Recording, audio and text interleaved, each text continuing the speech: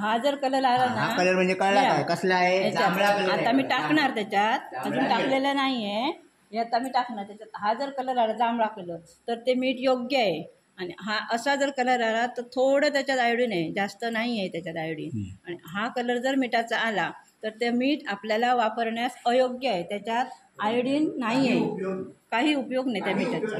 मग आपण ह्या कलरचं ह्याच्यात मिठात कलर येईल असं मीठ आणायचं. मी आता सांगितले समजा अमुक कंपनी खराब जर ह्या झालेली असतात ना तर त्याच्यात तो कलर येऊचो नाही, येणार नाही असा.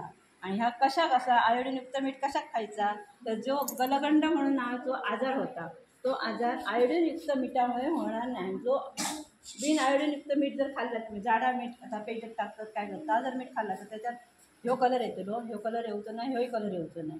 मग गलगंड नावाचा आजार होऊ नये म्हणून ह्या आयोडीनयुक्त मिठाचा वापर करावा. सगळे मीठ टाकले मी, पहिला काय टाकलं, मस्त मिठा टाकल्याबरोबर कलर. पहिला काय टाकले, हे बघा, म्हणजे कलर तुम्ही दाखवला त्याप्रमाणे आहे. हां आहे, आयोडीन आहे, ब्लॅक व्हायला पाहिजे. ब्लॅक आहे.